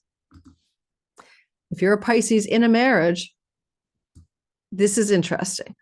The sacred flame can be about devotion, but celibacy and single life in a marriage house. Your partner might want to be more of a priest, monk, and they may turn off sex for you and just go through a period of alone, energetically alone time. Yet it is a new beginning in the house of long-term partnerships. And if you're single, then you might meet somebody new and they may be very devotional toward you. You are extremely realistic. Yes, you've got the fantastical and the realistic trying to marry each other in the house of you. They don't really marry until they move into your earnings house. So what you need to be realistic and fantastical and imaginable about is how you make money, because you'll see that coming together finally and at last in 2020, February 2026, and for 3 years. So, dream on, dream big, be a dream weaver, but also be a realist and be on top of what's practical. And that's what you're doing now in your life as a Pisces, because you're going to try to heal your money wound when Chiron exits here and 2027, but I think it's 27, and how you can take this dynamic duo and move the darn buggers into your money house and start 26, 27, 28, making money realistically for all of you Pisces struggling with your own earnings. That's changing. Now, here's the other thing. You're the realist and you're the sage and you're the wise one looking over at something going on with another person. So maybe this new moon is a journey your partner in love or business or significant client or clients are going through. Or you want to be a devotional person when it comes to how you respond to your clients or your marketplace, if you have such a thing. Dragged into the underworld in the career and reputation space. Now, reputation, remember, I'm widowed, I'm alone, I'm single, public standing. How can your reputation get dragged into the underworld relative to your marriage house, relative to your selfhood? Or the career itself feels like an underworld journey where you got sucked into something and you feel trapped in the underworld and you need to escape. And so if your career has been an underworld journey or is one, and now you got to extricate from the underworld to get back to the upper world, that's what you're needing to do in the career space. But it's all connected to either your audience and marketplace over the next 4 weeks from the new moon or 6 months from the new moon. The moon rules your 5th house of children, and it flows to them, but it also, of course, rules the house of entrepreneurial endeavors and creative projects. Maybe you're going to find a devotional, entrepreneurial, or creative activity that inspires you in the 1 month or 6 months that follows the new moon.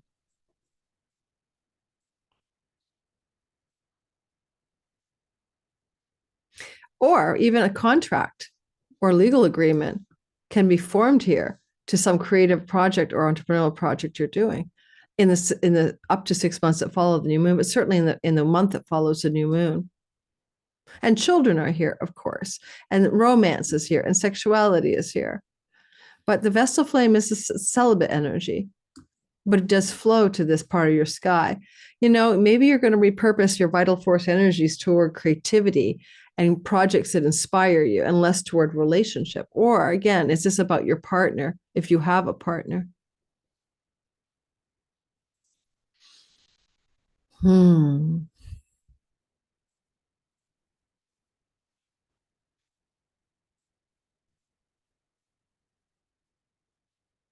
If you're a Pisces rising, especially with an underworld goddess squaring the marriage house and potentially the energy of the other, there is a strong possibility that your partner goes into some deeper, darker nosedive of some sort in how they are experiencing life. And there's a whole sign square from Mars at the same time from the 4th house. So it's almost like somebody you're close to could go through a real nosedive archetypally, and you're kind of witnessing it from the sage-like realism on the sidelines of the 1st house.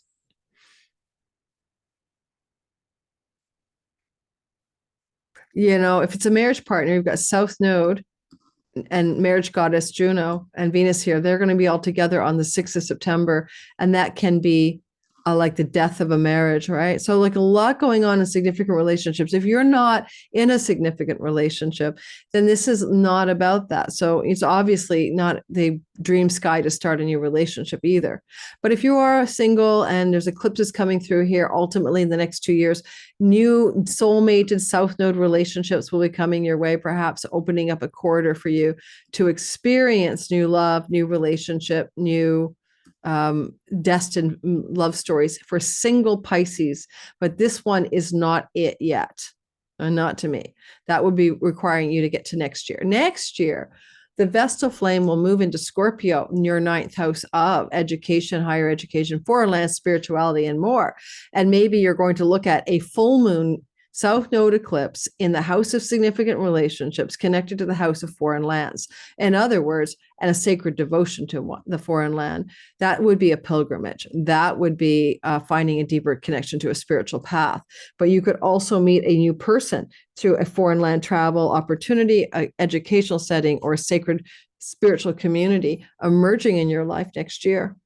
Starting in March, add 6 months. All right. Hopefully that's useful to you. I mean, if I was a Pisces with this guy, I'd be like mostly worried about my partner's, what's going on with my significant love partner if you have one. And it's less about you, in my opinion. Okay. Thanks for listening. Don't forget to like, subscribe, hit the bell for notifications, and check out my Sky Reader course. Check my Patreon community, early access ad free. They're getting this content today, August the 27th. You're getting it on the 29th. They don't have ads ever. You have ads. It's $5 a month. And I'm going to be changing my tier levels next year and adding an ultra inner circle tier where it's really deeper connection with me. And we'll be doing things together. I won't have time to do it in the larger groups. So check out my Patreon community. See if you want to join. You can always up level and down level at the touch of a button and unsubscribe at the touch of a button. See if it's your cup of tea to be playing in the land of Patreon, where I'm much more intimate with my community. We have private chats. We have 3 Zoom meetings a month and a bunch of other stuff. Come check it out. Thanks, guys.